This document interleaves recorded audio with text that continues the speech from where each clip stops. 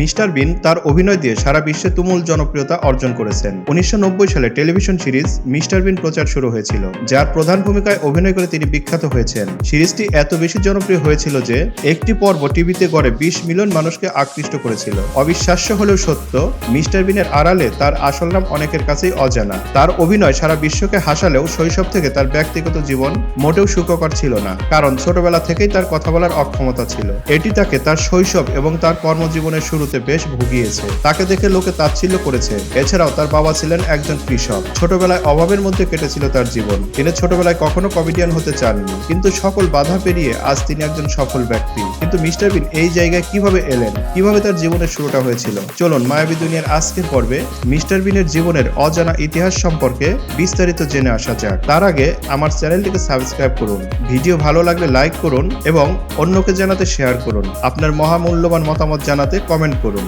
Mister বিন, যার আসল নাম রোয়ান সেবাস্টিয়ান অ্যাটকিনসন, 6 জানুয়ারি 1955 সালে ডারহাম, ইংল্যান্ডে জন্মগ্রহণ করেন। একাধারে তিনি একজন ব্রিটিশ মঞ্চ, চলচ্চিত্র, টেলিভিশন এবং ভয়েস ওভার অভিনেতা, চিত্রনাট্যকার, প্রযোজক এবং ঔপন্যাসিক। রোয়ান অ্যাটকিনসন এরিক অ্যাটকিনসন এবং এলামে দম্পতির কনিষ্ঠ পুত্র। রোয়ান ডারহাম ফোরিস্টার্স স্কুলে প্রাথমিক স্তরে শিক্ষা লাভ করেন। এরপর তিনি সেন্ট বিচ স্কুলে ভর্তি হন। ছোটবেলা থেকেই তার কথা বলার অক্ষমতা ছিল, এজন্য তাকে তার শৈশব এবং তার কর্মজীবনের শুরুতে একটি কঠিন সময় পার করতে হয়েছিল। ছোটবেলা থেকেই রোয়ান অ্যাটকিনসন তোতলামি নামক একটি কথা বলার রোগে ভোগেন। সেই সাথে তার বড় চোখ এবং অস্বাভাবিক অভিব্যক্তি তাকে অন্য সব বাচ্চাদের থেকে আলাদা দেখাতো। এজন্য তাকে স্কুলে উত্ত্যক্ত করা হতো এবং তার ছটফট করার জন্য এবং অন্যরকম তাকানো দেখে সবাই তাকে এলিয়েন বলে ডাকত। এই অবস্থায় রোয়ান তার সমস্ত আস্থা হারিয়ে ফেলে এবং একটি লাজুক ও ভীতু প্রকৃতির বাচ্চা হয়ে ওঠে। ভবিষ্যতের অভিনেতা সাবেক ব্রিটিশ প্রধানমন্ত্রী টনি ব্লেয়ারের সাথে ডারহাম ক্যাথেড্রালের ফোরিস্টার প্রিপারেটরি স্কুলে পড়াশোনা করেছেন। ব্লেয়ার 13 বছর বয়সে যখন অ্যাটকিনসন 11 বছর বয়সে তার স্কুলে ভর্তি হন। কিশোররা সাধারণত খেলাধুলায় সক্রিয়ভাবে জড়িত থাকত। তারা রাগবি, স্কোয়াশ, হকি এবং ফুটবল খেলত, কিন্তু রোয়ান এতে আগ্রহী ছিলেন না, যা তিনি একটি সাক্ষাৎকারে অনেক পরে বলেছিলেন। রোয়ান পদার্থবিদ্যায় পারদর্শী ছিলেন এবং যে কোনো বৈদ্যুতিক যন্ত্রের প্রতি তার অনুরাগ ছিল। রোয়ান ইউনিভার্সিটি অফ নিউক্যাসল থেকে ইলেকট্রিক্যাল ইঞ্জিনিয়ারিং এ 1975 সালে ইলেকট্রিক্যাল ইঞ্জিনিয়ার হিসেবে বিএসসি এবং তারপর অক্সফোর্ড ইউনিভার্সিটির কুইন্স কলেজ থেকে ইলেকট্রিক্যাল ইঞ্জিনিয়ারিং এ এমএসসি ডিগ্রি অর্জন করেন। অক্সফোর্ডে থাকাকালীন তিনি অভিনয়ের প্রতি তার আবেগ উপলব্ধি করতে শুরু করেন। অভিনয়ের প্রতি ব্যাপক আগ্রহ থাকলেও তোতলামির কারণে তাকে কোথাও সুযোগ দেওয়া হতো না। তাই অভিনয়কে বাদ দিয়ে তিনি তড়িৎ প্রকৌশলের স্নাতকোত্তর ডিগ্রি চালিয়ে যান। তিনি সায়েন্স ফিল্ডে ক্যারিয়ার করার সিদ্ধান্ত নেন। রিচার্ড কার্টিসের সাথে সাক্ষাৎ রোয়ানের জীবনকে বদলে দেয়। তাদের হাস্যকর স্কেচ এবং হাস্য রসাত্মক পরিবেশনা অক্সফোর্ডে একটি দুর্দান্ত সাফল্য ছিল এবং তারপরে বন্ধুরা এডিনবার্গের ফিল্ম ফেস্টিভ্যালে গিয়ে বিজয়ী হন। রোয়ান অ্যাটকিনসন ফরাসি কৌতুক অভিনেতা জ্যাক ট্যাটিকে তার 50-এর দশকের একটি চলচ্চিত্র পর্দায় দেখে অবশেষে অ্যাটকিনসন বুঝতে পেরেছিলেন যে তিনি জীবনে কি করতে চান। তিনি টেলিভিশনে আসার জন্য সর্বাত্মক প্রচেষ্টা শুরু করেছিলেন। একজন অভিনেতা হিসেবে অ্যাটকিনসনের কর্মজীবন শুরু হয়েছিল 1978 সালে, যখন Rowan radio show the Atkinson people এর হোস্ট, লেখক এবং প্রধান কাস্ট সদস্য হন। তারপরে Rowan television program the South Bank show এতে তার হাস্যরসের অনুভূতি এবং মুখের অভিব্যক্তি দেখাতে সক্ষম হন।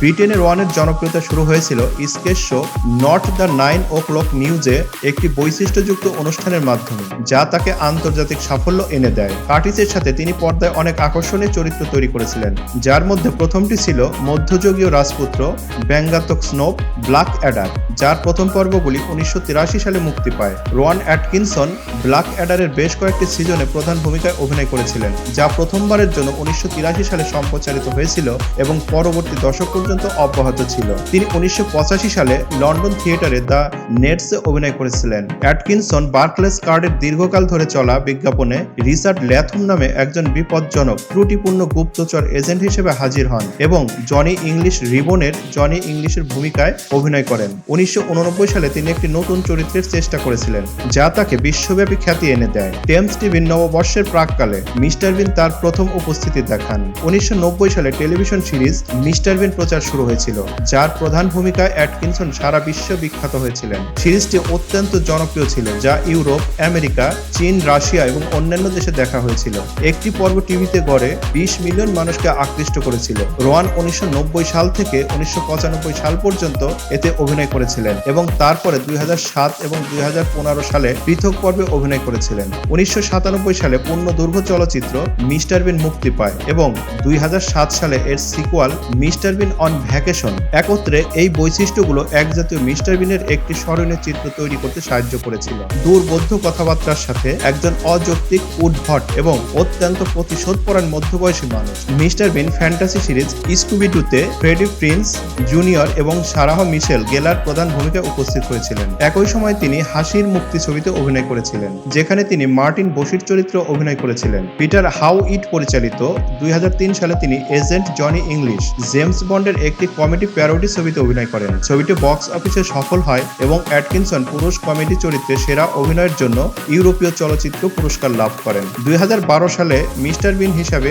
লন্ডন অলিম্পিকের উদ্বোধনীতে অংশগ্রহণ করেছিলেন তিনি 1981 এবং 1990 সালে BAFTA পুরস্কারে বিজয়ী হন। 1990 সালের 10 নভেম্বর রন অ্যাটকিনসন মেকআপ শিল্পী সুনেত্রা শাস্ত্রীকে বিয়ে করেছিলেন। বিবাহটি দুবার উদযাপিত হয়েছিল, প্রথমত রাশিয়ান টি রুম রেস্তোরাঁয় নিউ ইয়র্কের সবার কাছ থেকে গোপনে, এবং এক সপ্তাহ পরে তারা বিলাসবহুল লন্ডন স্যাভয় হোটেলের রেস্তোরাঁয়। দম্পতির দুটি সন্তান রয়েছে, ছেলে বেন এবং মেয়ে লিলি। 2014 সাল থেকে রোয়ান লুইস ফোর্ডের সাথে সম্পর্কে ছিলেন, যিনি 2017 সালের ডিসেম্বরে তার তৃতীয় সন্তানের জন্ম দিয়েছিলেন। তিনি 2006 সাল থেকে অক্সফোর্ড কুইন্স কলেজের একজন সম্মানিত ফেলো। রোয়ান অ্যাটকিনসন বিশ্বের সর্বকালের সবচেয়ে বিখ্যাত কৌতুক অভিনেতাদের একজন। অ্যাটকিনসনের গল্প অনেক সাফল্যের গল্পের মধ্যে একটি, যা আমাদের অনুপ্রাণিত করতে পারে। তিনি লজ্জিত হননি, বরং মঞ্চে উঠেছিলেন এবং মহান সাহস, সংকল্প এবং উৎসাহের সাথে বিশ্বের মুখোমুখি হয়েছেন। নিজের অক্ষমতাকে কাটিয়ে তারকা হয়েছেন। যখন একটি দরজা বন্ধ হয়ে যায়, অন্যটি তখন খুলে যায়।